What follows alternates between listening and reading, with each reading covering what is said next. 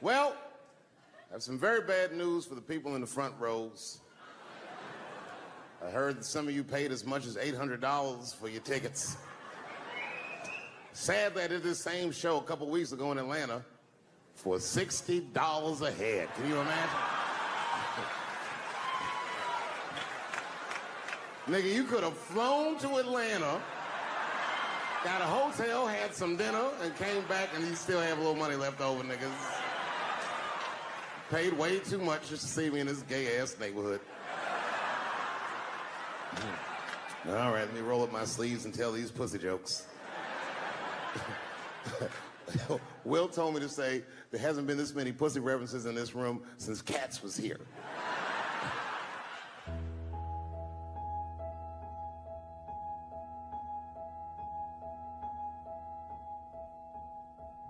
And when I think back at it, there's probably the only time in my life that I ever thought to myself, I should kill everybody at school. Thank you very much, New York. Good night.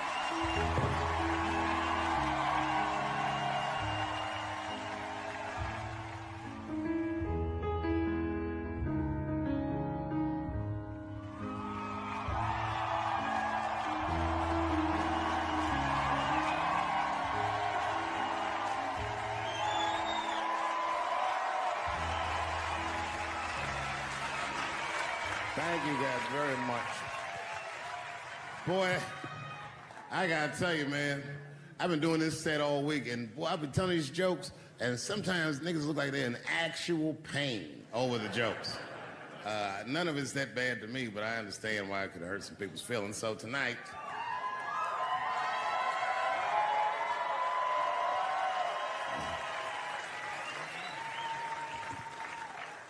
I'm gonna give you an opportunity that I rarely give anybody. I'm gonna let you say whatever it is you need to say to my face, or ask me whatever it is you want to know. But there are no dumb questions allowed. If you ask a stupid question, you'll be asked to leave. Nah, I'm just kidding. Go ahead. Everyone relax. Come on. Oh, yes, sir, in the front. 2 questions. How often do you write? And can I have a cigarette? All right. First, you may have a cigarette, but remember, this is not jail, motherfucker. This lady right here. I have a question. Do you remember this scene? Oh, I do remember that. Ma'am, I'm going to have to ask you to leave. That's a terrible question. This gentleman in the front with the salmon-colored shirt on. I was wondering if you had any advice for young comedians that you generally give, and... Are you thinking of doing comedy?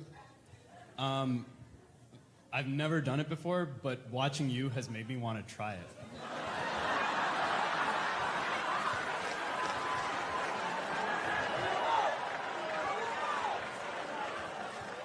I don't know if that's an insult or not. It's a compliment. It's. I mean, niggas don't say I've never done brain surgery, but it looked a lot easier than I thought. I'm teasing. All right, here'd be my advice. Okay, I don't know how comedians start nowadays, right? But what I would suggest is just start.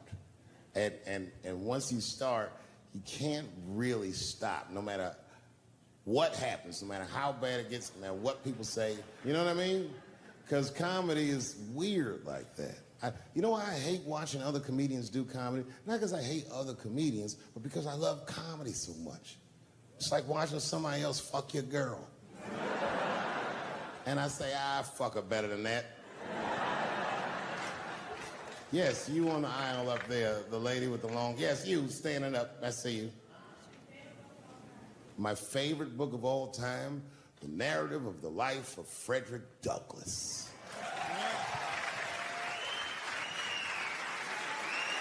That guy with the baseball hat. Marry, fuck, kill, Michelle, Rihanna, Oprah. Wait, who's Michelle?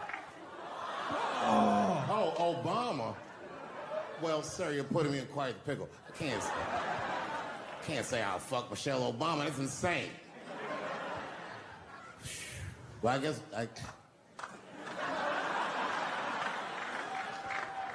I mean, because I wouldn't kill any of those women. But I'd fuck all three of them.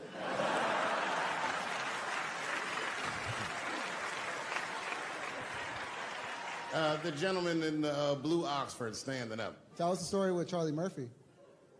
Tell a story about Charlie Murphy? Or your favorite. Boy, there's so many good Charlie Murphys. You know, the thing with Charlie Murphy is he used to just make us laugh all the time. And I used to ask him about all the old Hollywood shit I was curious about. Like when they used to accuse Michael Jackson, I remember asking once, I go, Charlie, do you think Michael Jackson actually did those things? And he said, let me ask you a question, Dave. He said, say it is illegal to fuck women. How long are you staying out of jail? So God bless Charlie Murphy wherever you are. Charlie, I love you.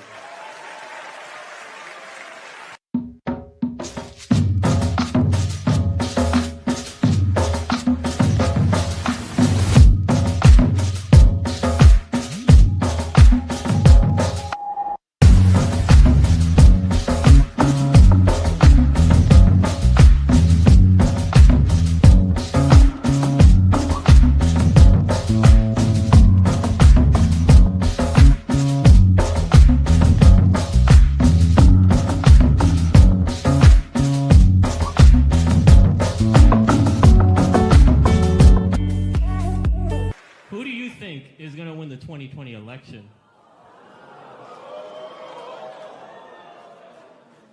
All right, I'm going to put a pin in this, but I'll tell you right now, fella, I don't know, but I think Trump has a better shot than a lot of people would like to think. I'm just saying, it all depends on how the left talks. The way we're talking is not going to win the fucking ball game. Donald Trump's over there on the right, grabbing handfuls of pussy. Joe Biden can't even smell hair over here. Fuck this time. All right, man, go ahead. Thank you so much for this show. And How old are you? 25. 25? Yeah. Boy, don't let R. Kelly see you. He's gonna pee on you by accident. Oh, my bad. I thought she was 15. Yuck. I'm totally joking. I'm sorry. My question is there anything you've learned from another comedian that you feel like will stay with you for life? I tell you what, miss, that's a good question. Yes, is the short answer. A longer version of it is this. I was raised by comedians. I started doing stand-up when I was 14. The other day, I went to a comedian's funeral, and I realized as we was putting this motherfucker in the ground that these people are at least as influential to me as my family. I rock with these niggas till the wheel falls off. We fight and we fuss and we are jealous of each other and we get mad at each other, but my life wouldn't have been what it was without each and every one of them, and I consider them my family. That's what it is. My favorite club in America is a club in San Francisco called the Punchline. It's a very small room. It's a 200-seat room. And I was working out the material that was going to be the show tonight. I still hadn't figured out exactly how to say what I wanted to say, but I was doing pretty good. And I was doing some Me Too jokes. And a woman stood up from the audience and she was crying. Clearly, it was a white woman. She says to me, you can't say that. It's 200-seat room, it's a very small room. I'm like, what the fuck are you, like, miss, are you okay? What are you doing? She says, you can't say that. I said, yes, I can, it's my show. I'll say whatever the fuck I want. I was like, ooh, like this. And then she gets up from the table and she starts making a big, like, show, just pushing through the aisles and all this stuff. And there's like a curtain right before the front door. And she gets to the curtain and she's crying. It's fucking crazy. She says, I'm sorry I was raped. It's a fucking comedy club. It's like loud farting getting out of an elevator. Nothing funny can happen in here. Now I'm trapped in a room with this woman's fucking stink.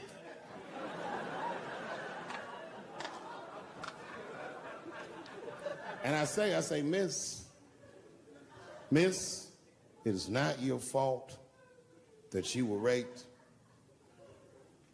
but it's not mine either. Ta-ta, bitch, like this.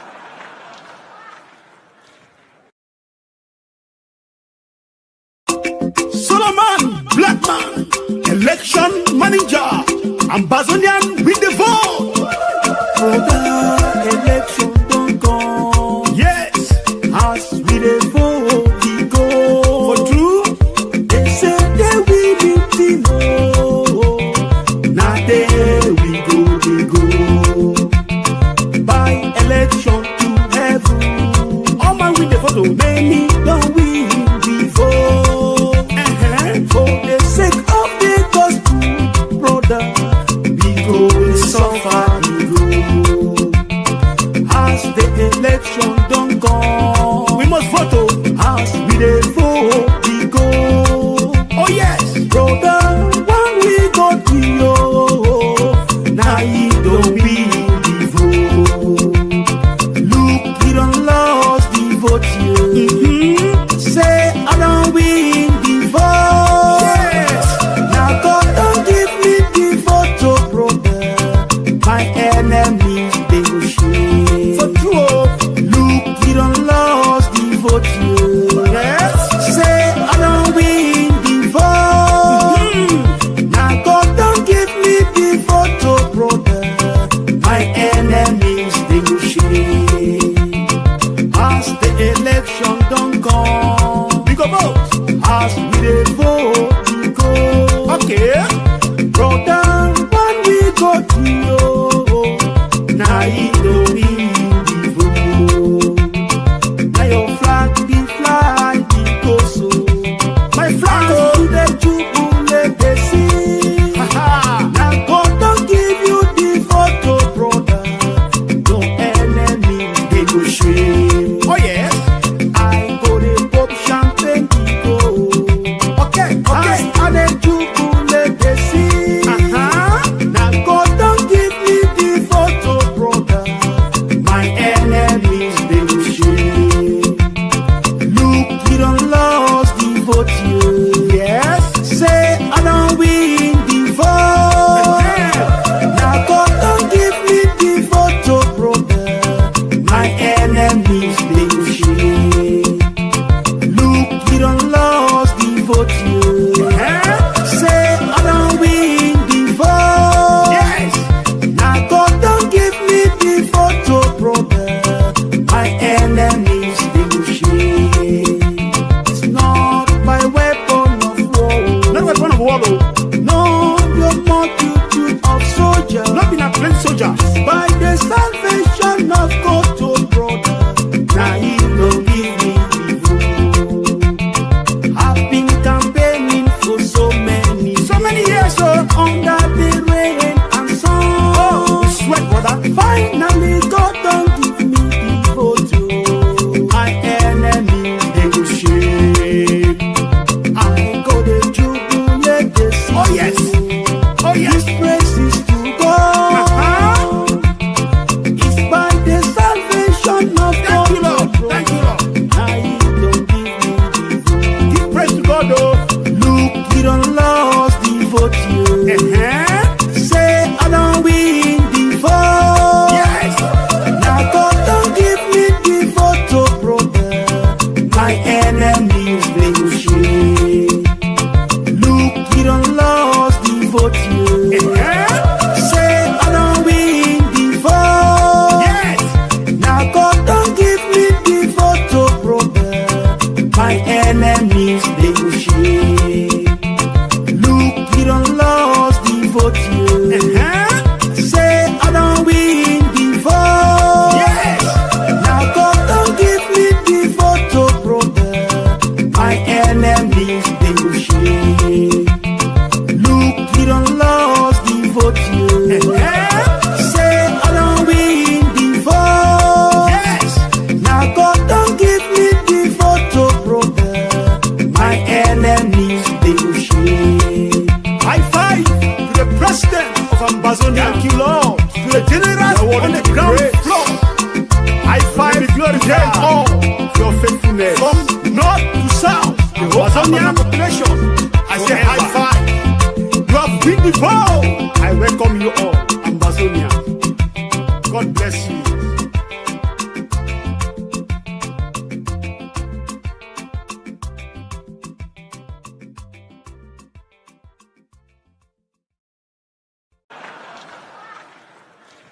Storms out. Now the room is very uncomfortable, but I managed to get the crowd back. But I'm like, you know, a little traumatized.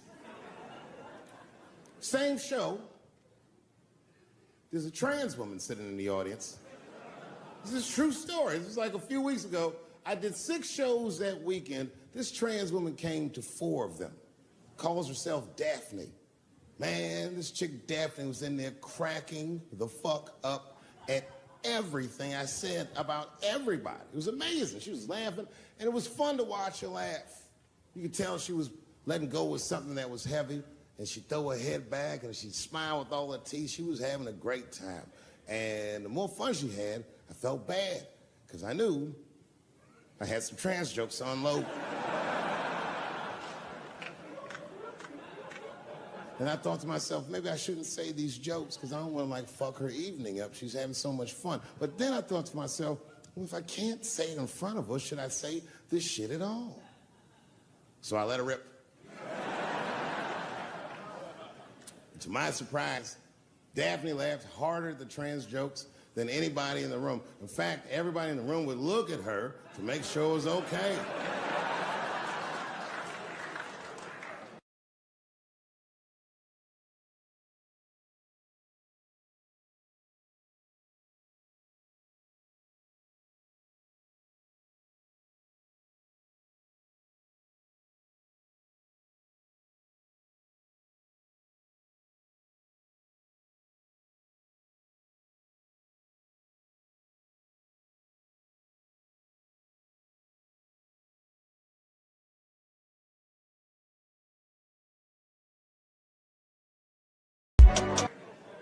And I got off stage, I was in the dressing room, I was like, man, this is a fucking weird show. I'm sitting in the dressing room by myself just trying to figure out, like, what the fuck just happened out there? Like, why is it that this one woman can't take any of these jokes and Daphne can take all of these jokes? So weird. And then I realized, Daphne used to be a man.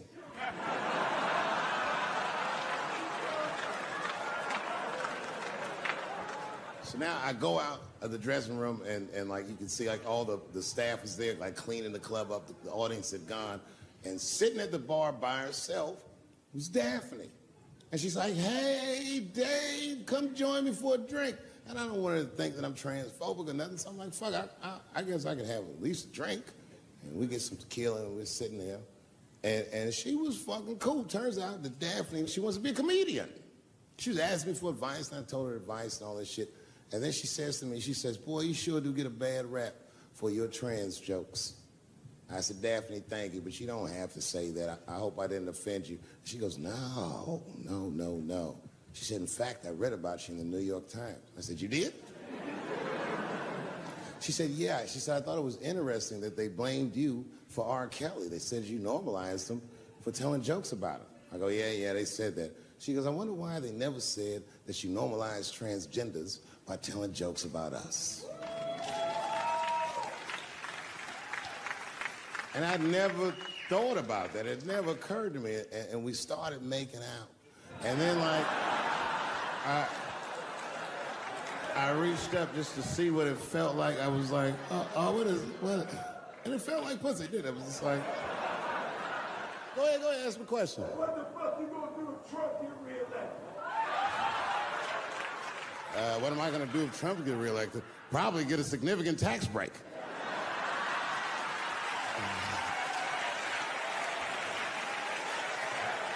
Hey, you wanna know why I don't even talk about Trump in my show? Because that motherfucker is not the hokey pokey. He is not what it's all about. There's millions of people that put him in power, and the ideas that he puts forth are not his own. He's singing poor white people's greatest hits. So why the fuck would I worry about him and not the other millions? Really, you know who I'm gonna vote for next time if things keep going the way it's going is that gay dude. No, Mike Pence.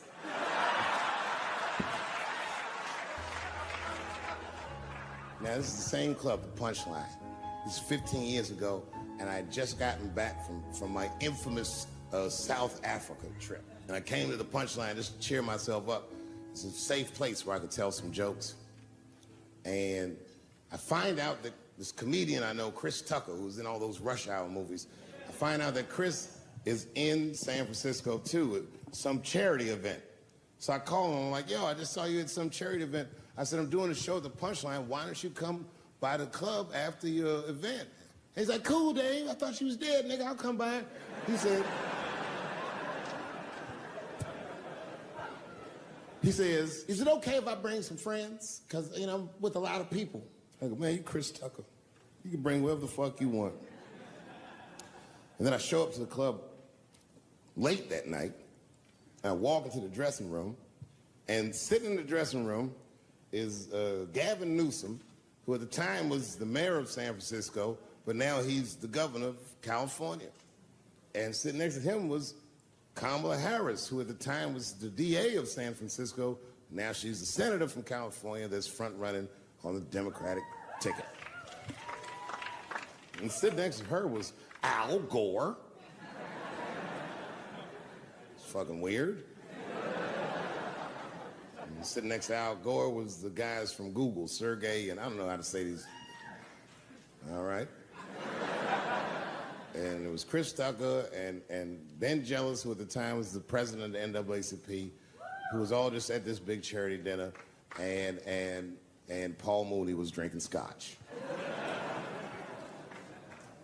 And we all was just in there. And, you know, first I was a little uncomfortable when we started talking, and we all got along really well.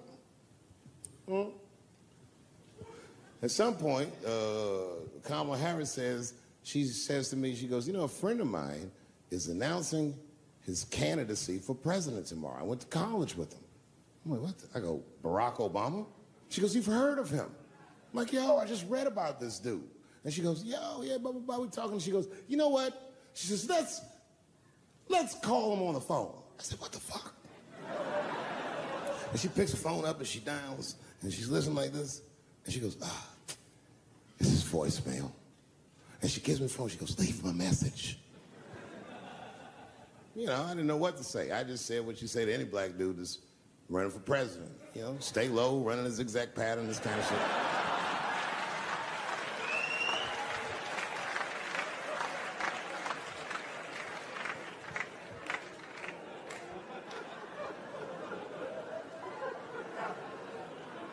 And then the last thing I say is, you know what? I said, sir, I really do believe you can do this. Like, man, I'm wishing you luck. Now, next day I wake up and go for coffee at a place called the Embarcadero. It's like an eatery by the sea in San Francisco. And I'm walking to the coffee shop, and there's a police line, and I can't cross the tape. But then I figure, fuck it, I'm Dave Chappelle, so I go into the thing like this. And the police yoke me. These motherfuckers, like, tackle me immediately. And I see over the police's shoulder Gavin Newsom. I couldn't remember his name, but I remember the night before I had kept teasing him and saying he looked like Christian Bale, the guy from the Batman movies. So I see him, and I can't remember the name, so I'm just like, Batman, help!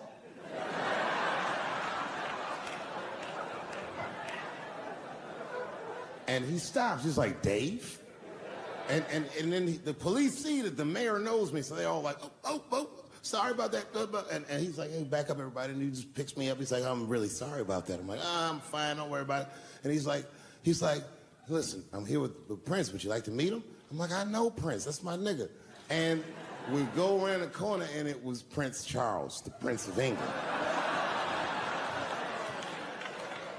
I didn't know the protocol of meeting royalty. You're not supposed to touch him. I dapped him up like a nigga. My nigga. Just hugging him and shit like this, dapping him up. And that nigga was cool, too. I was like, it's really fucking weird.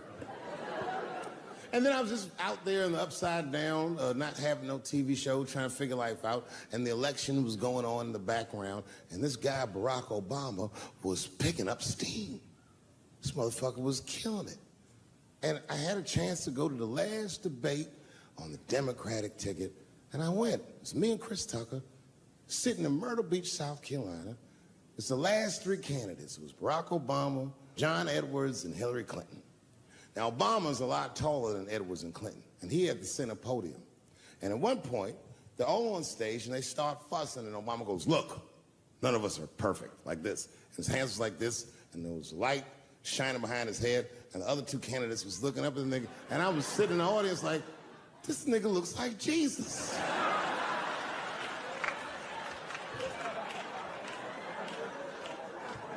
And I realized in that moment that I was looking at the next president of the United States. I was certain of it. I couldn't explain it, but I knew what I was seeing. And I got really excited. And I'm not that kind of guy. I said, I gotta meet this motherfucker. So I stayed.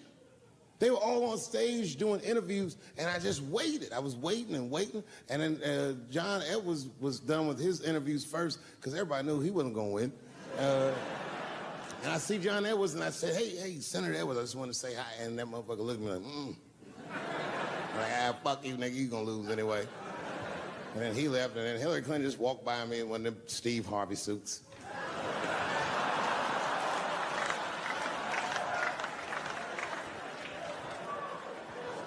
But Obama was taking forever. Everybody wanted to talk to him. When I knew the media saw exactly what I saw, there was no question about it. That was the guy. I waited and I waited, and finally, must have been over an hour and a half, he finishes his last interview. He's like, man, thank you very much. Good talking to you. And he turns around, and we make eye contact. He sees me, and when he sees me, he looks over, he goes, Dave Chappelle. And Obama did me the same way I did Prince Charles. He dapped me up, and he like bro hugged me, and he pulled me in, and I'll never forget this. He said in my ear, I got your message. Einstein's probably the first person that I ever looked at a photograph of and was like, yeah, he rapes. Not sure this motherfucker has a choice. Not a handsome man. A lot of meat and extra skin on his face. Yeah, he's ugly. You know the sad part is, he's done so well in life, he probably doesn't know he's ugly. You know, when you're good looking, everybody will tell you, oh, you look wonderful, you're so great looking. But when you're ugly, you gotta figure that shit out for yourself. It's a lot of putting clues together through the years. Why am I not getting in the club? I got all the right shit on.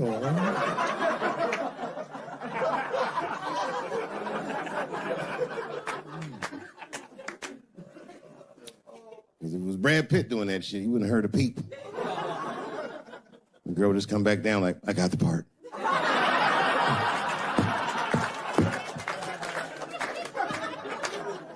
Yuck. Yet, it is important that I acknowledge, ladies, you are absolutely right. There you go. They gotta all be mindful of that, guys, because this could happen to any of us. It could happen to me. I can see that. I can see myself showing up. Hi, I'm here for my 3 a.m. with Mr. Weinstein.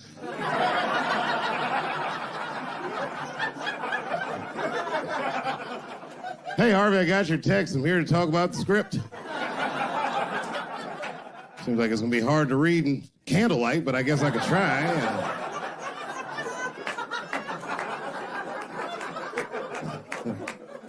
Sound like a fucking nightmare. Could you imagine that shit?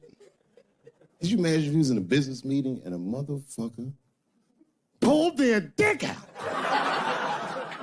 In the middle of the meeting, I'd be like, Yo, my man, this is the most unprofessional shit I've ever seen in all my days. Just let me finish, Dave Chappelle.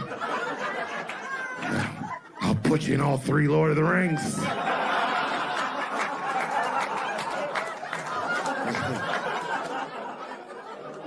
Hurry up, nigga. I have other meetings to know. I have a 4:30 a.m. at Brett Ratner's house. And, I believe it's wardrobe fitting.